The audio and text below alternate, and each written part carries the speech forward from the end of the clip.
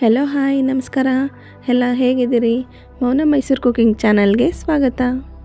ಇವತ್ತಿನ ರೆಸಿಪಿ ಈಸಿಯಾಗಿ ಪುದೀನ ರೈಸ್ ಹೇಗೆ ಮಾಡೋದು ಅಂತ ತೋರಿಸ್ತೀನಿ ಬನ್ನಿ. ನಾನು ತೊಗೊಂಡಿದ್ದೀನಿ 1 ಹಿಡಿಯಷ್ಟು ಪುದೀನ ಸೊಪ್ಪು, ಸ್ವಲ್ಪ ಕೊತ್ತಂಬರಿ ಸೊಪ್ಪು, ಒಂದು 7-8 ಎಸಳು ಬೆಳ್ಳುಳ್ಳಿ ತೊಗೊಂಡಿದ್ದೀನಿ, ಒಂದು ಅರ್ಧ ಇಂಚಷ್ಟು ಶುಂಠಿ ತೊಗೊಂಡಿದ್ದೀನಿ.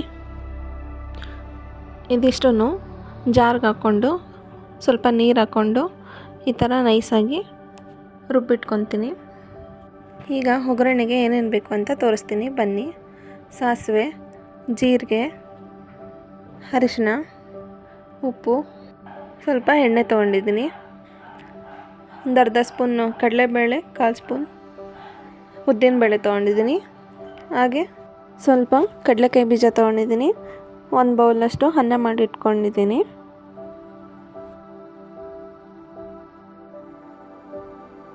ಒಂದು ಮೀಡಿಯಮ್ ಸೈಜ್ ಈರುಳ್ಳಿ ತೊಗೊಂಡಿದ್ದೀನಿ, 4ರಿಂದ 5 ಹಸಿಮೆಣ್ಸಿನ್ಕಾಯಿ ತೊಗೊಂಡಿದ್ದೀನಿ. ನಿಮ್ಮ ಖಾರಕ್ಕೆ ಎಷ್ಟು ಬೇಕಾಗುತ್ತೆ ಅಷ್ಟು ಹಾಕ್ಕೊಳ್ಳಿ ನೀವು. ಈಗ ಒಂದು ಬಾಣಲಿಗೆ ನಾನು ಒಂದು 2-3 ಸ್ಪೂನ್ ಎಣ್ಣೆ ಹಾಕ್ಕೊತಾ ಇದ್ದೀನಿ. ಎಣ್ಣೆ ಕಾದ್ಮೇಲೆ ನಾನು ತೊಗೊಂಡಿರೋಂಥ ಕಡಲೆಕಾಯಿ ಬೀಜ ಹಾಕ್ಕೊತಾ ಇದ್ದೀನಿ. ಕಡಲೆಕಾಯಿ ಬೀಜ ಕೆಂಪುಗಾಗೋವರೆಗೂ ಫ್ರೈ ಮಾಡ್ಕೊತೀನಿ. ಅದಾದ ನಂತರ ಅದನ್ನು ಸಪ್ರೇಟಾಗಿ ಒಂದು ಬೌಲಿಗೆ ಎತ್ತಿಟ್ಕೊತಾ ಇದ್ದೀನಿ.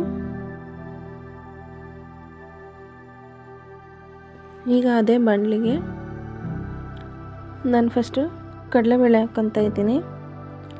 ಅದು 2 ಸೆಕೆಂಡ್ ಫ್ರೈ ಆದಮೇಲೆ ಉದ್ದಿನಬೇಳೆ ಹಾಕ್ಕೊತೀನಿ, ಅದನ್ನು ಫ್ರೈ ಮಾಡ್ಕೊತೀನಿ.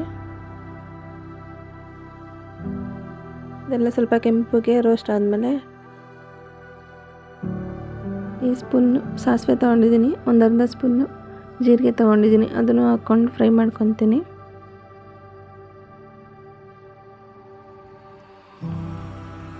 ಇದಾದ ನಂತರ ಹಸಿಮೆಣ್ಸಿನ್ಕಾಯಿ ಹಾಕ್ಕೊತಾ ಇದ್ದೀನಿ.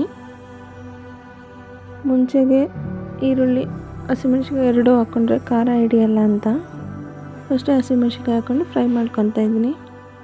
ನೀವು ಒಟ್ಟಿಗೆ ಹಾಕ್ಕೊಂಡಿದ್ರೆ ಒಟ್ಟಿಗೆ ಹಾಕ್ಕೋಬೋದು.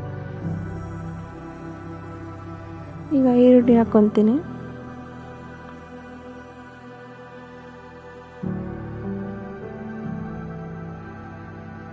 ಈರುಳ್ಳಿ ಹಸಿಮೆಣ್ಸಿನ್ಕಾಯಿ ಎಲ್ಲ ಚೆನ್ನಾಗಿ ಫ್ರೈ ಮಾಡ್ಕೋಬೇಕು. ಇದು ಚೆನ್ನಾಗಿ ಫ್ರೈ ಆದಮೇಲೆ ಈರುಳ್ಳಿ ಎಲ್ಲ ಟ್ರಾನ್ಸ್ಪರೆಂಟ್ ಆದಮೇಲೆ ನಾನು ಒಂದು 1/4 ಟೀ ಸ್ಪೂನಷ್ಟು ಅರಿಶಿನ ಹಾಕ್ಕೊತಾ ಇದ್ದೀನಿ. ಇದನ್ನು ಜೊತೆಗೆ ಫ್ರೈ ಮಾಡ್ಕೊತೀನಿ. ಇದೆಲ್ಲ ಮಿಕ್ಸ್ ಆದಮೇಲೆ ಆಗಲೇ ರುಬ್ಬಿಟ್ಕೊಂಡಿರೋ ಅಂಥ ಪುದೀನ ಸೊಪ್ಪು, ಕೊತ್ತಂಬರಿ ಸೊಪ್ಪು ಪೇಸ್ಟನ್ನು ನಾನು ಇವಾಗ ಇದಕ್ಕೆ ಹಾಕ್ಕೊಂಡು ಮಿಕ್ಸ್ ಮಾಡಿಕೊಂಡು ಚೆನ್ನಾಗಿ ಫ್ರೈ ಮಾಡ್ಕೊತೀನಿ.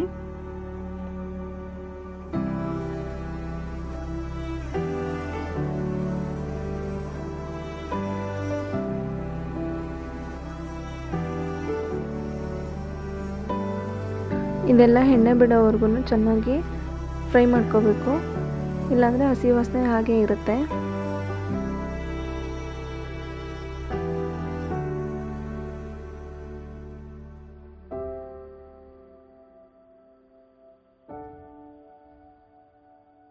ಇದು ಎಣ್ಣೆ ಬಿಟ್ಕೊಂಡ ನಂತರ ಗ್ಯಾಸ್ ಆಫ್ ಮಾಡ್ಕೊತೀನಿ. ಆಗಲೇ ಮಾಡಿಟ್ಕೊಂಡಿರೋಂಥ ಅನ್ನನೂ ಇದ್ರ ಜೊತೆಗೆ ಮಿಕ್ಸ್ ಮಾಡ್ಕೊತೀನಿ.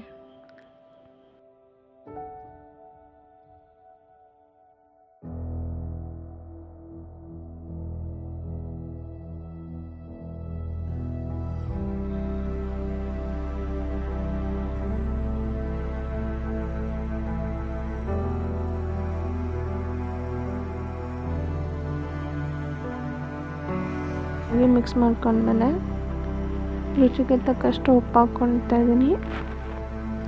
ಆಗಲೇ ಹುರಿದು ಇಟ್ಕೊಂಡಿರೋ ಅಂಥ ಕಡಲೆಕಾಯಿ ಬೀಜನೂ ಇವಾಗ ಹಾಕ್ಕೊತಾ ಇದ್ದೀನಿ. ಇದನ್ನೆಲ್ಲ ಹಾಕಿ ಒಂದು ಸಾರಿ ಚೆನ್ನಾಗಿ ಮಿಕ್ಸ್ ಮಾಡಿದ್ರೆ ಪುದೀನ ರೈಸ್ ರೆಡಿ. ನೀವೇನಾದರೂ ಈ ರೆಸಿಪಿ ಟ್ರೈ ಮಾಡಿದರೆ ಹೇಗೆ ಬಂತು ಅಂತ ಕಮೆಂಟ್ ಮಾಡಿ ತಿಳಿಸಿ. ಹಾಗೆ ಲೈಕ್ ಮಾಡಿ, ನಿಮ್ಮ ಫ್ರೆಂಡ್ಸ್ ಆ್ಯಂಡ್ ಫ್ಯಾಮಿಲಿಗೆ ಶೇರ್ ಮಾಡಿ, ಸಬ್ಸ್ಕ್ರೈಬ್ ಮಾಡ್ಕೊಳ್ಳೋದನ್ನ ಮರಿಬೇಡಿ. Thank you for watching.